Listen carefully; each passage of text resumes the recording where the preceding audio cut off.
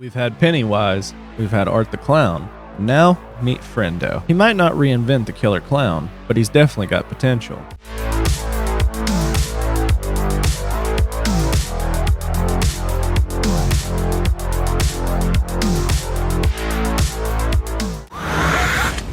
Call 911! Where's the button, Jen? What is this? What kind of phone is this?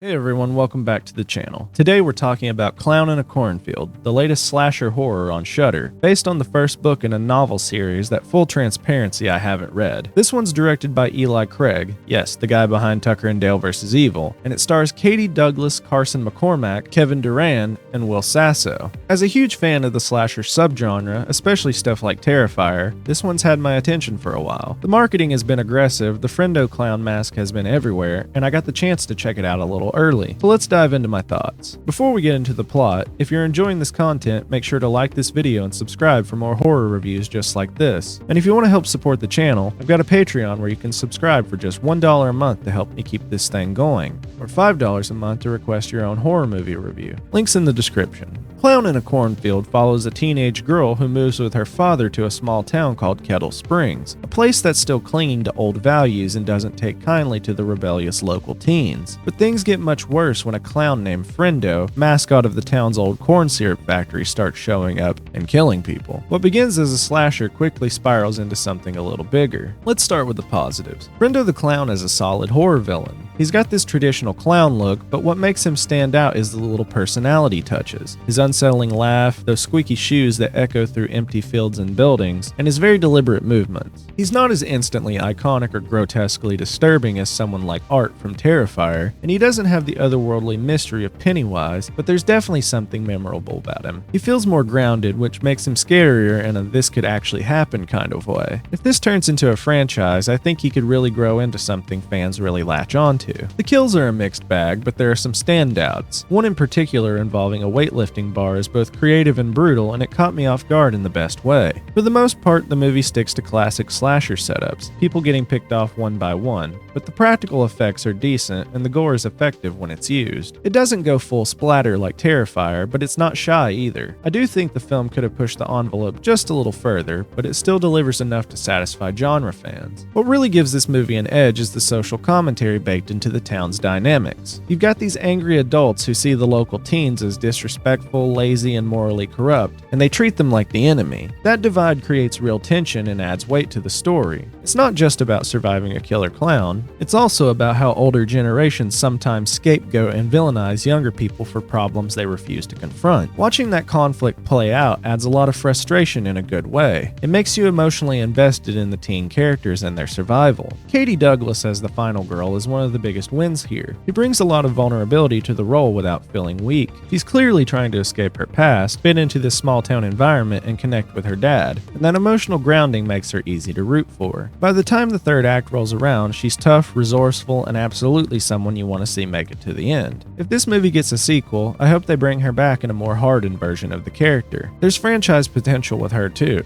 And finally, this movie takes a pretty unexpected turn about halfway through. I won't spoil it, but let's just say the killer clown setup is only scratching the surface of what's really going on. That twist gives the story a more elaborate structure and makes it stand out from being just another formulaic slasher. It risks going off the rails, but I think it works because it keeps you guessing and opens up some interesting questions about who's really behind the violence and why. That pivot alone elevates the film beyond your standard masked killer movie. Now on the flip side, the ending stumbles just a bit. There are a few plot threads clearly there to tease future installments that never get addressed or resolved. And I get it, they want to keep the door open for sequels, but the way they leave things hanging here feels a little too abrupt. It's not even a cliffhanger, it's more like they forgot to close the loop on certain character arcs and motivations. It could have used just a bit more finesse in the writing to tie everything up while still leaving room to grow. And while I didn't personally mind this, I do think it's worth pointing out that this film wears its progressive values very openly. openly. The messaging is clear. It's calling out small-town conservatism, generational divides, and reactionary behavior. It's not subtle, and for some viewers that'll be a problem. It's the kind of film that'll likely become a lightning rod for online discourse, and not all of it will be productive. Personally, I appreciated the commentary, even if it was a bit on the nose at times, but I can see this dividing audiences. At the end of the day, Clown in a Cornfield does enough right to warrant a watch. It's not revolutionary, but it's entertaining, has a solid lead, a memorable killer, and some social bite that sets it apart from your usual masked maniac movie. If you're into slashers, especially ones that try to mix things up just a little bit, I think you'll have a good time. And I'm going to be giving this one